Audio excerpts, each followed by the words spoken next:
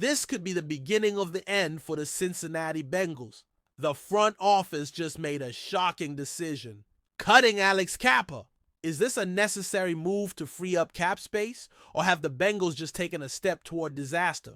Buckle up, because we're diving deep into what this means for Joe Burrow, Ja'Marr Chase, Tee Higgins, and the entire future of this franchise. Let's get into it. Cincinnati drops a bombshell. Alex Cappa cut from the team. The Bengals have just released offensive guard Alex Cappa in a move that sent shockwaves through the NFL world. This transaction frees up $17.6 million in cap space. But the question remains, was this the right decision? Or did Cincinnati just weaken their biggest weakness again? It's no secret, the Bengals' offensive line has been a disaster for years. Ever since Joe Burrow entered the league, his protection has been one of the worst in the NFL. We all remember Super Bowl 56, where Burrow was sacked a brutal 19 times in 4 playoff games. The front office swore they'd fix it. They went out and signed Cappa as one of their biggest offensive line upgrades. Now, 2 years later, they've given up on him. So what happened? Why did the Bengals cut a player they once considered a key piece to protecting their franchise QB? And more importantly, what does this mean for the future of this team?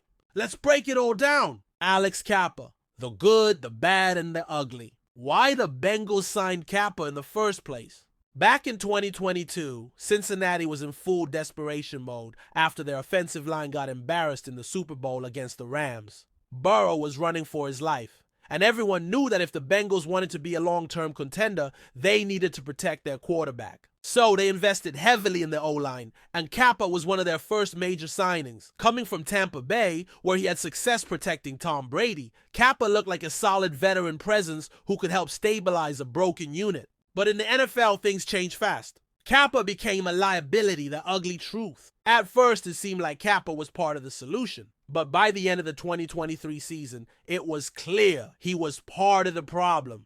The numbers don't lie. 2003, Cappa ranked 60th out of 62 guards in pass block win rate, per ESPN and Next Gen Stats. 2022, even worse, he was dead last among 64 qualifying guards. What does that mean? It means that when Joe Burrow dropped back to pass, Cappa was one of the worst linemen in the league at holding his block. This is a guy the Bengals brought in to fix their O-line. Instead, he became one of the weakest links. To make matters worse, injuries played a role in his downfall. In Week 18 of the 2022 season, Cappa suffered a major injury that caused his production to drop. And as we all know in the NFL, once your body starts breaking down, it's hard to recover. Cincinnati had no choice but to move on. Look, it's never easy to cut a veteran player, especially one who was signed as a major upgrade just 2 years ago. But given his performance, the Bengals simply couldn't afford to keep him. By releasing Cappa, Cincinnati now has an extra $17.6 million to work with.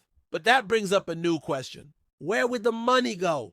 The Bengals didn't just cut Cappa for fun. They have 3 major players who need new contracts, and this move was clearly made to free up cash for them. One, Ja'Marr Chase, the megastar. If there's one player Cincinnati absolutely cannot afford to lose, it's Ja'Marr Chase. He's Burrow's favorite target, a top 5 receiver in the league, and the guy who makes this offense go. His rookie contract is almost up, and he's about to get paid. We're talking $30+ million per year. The Bengals cannot let him walk. To Tee Higgins, will he stay or go? Here's where things get tricky. Higgins is set to hit free agency, and as of now, there's no long-term deal in place. Cincinnati could franchise tag him, but that would cost 21-year-old or $21.8 million, a big chunk of their available cap space. That means more tough decisions are coming. Will the Bengals tag Higgins? Will they let him walk? Or will they pull off a long-term deal before the deadline? 3, Trey Hendrickson, the defensive star. Let's not forget about Hendrickson, one of the best pass rushers in the league. He's entering the final year of his contract, and the Bengals need to lock him up before he becomes a free agent. Cutting Cappa gives the Bengals more financial flexibility, but it also puts more pressure on them to get these deals done. Could more cuts be coming? Cappa isn't the only player Cincinnati has cut recently. They also released defensive tackle Sheldon Rankins, freeing up another $9.6 million. That raises a big question. Are the Bengals planning a full roster shakeup? Could more big names be on the chopping block? Don't be surprised if the Bengals cut or restructure more contracts in the coming weeks. This team is in win now mode, but they also have to be smart about their future. Is Cincinnati's Super Bowl window closing?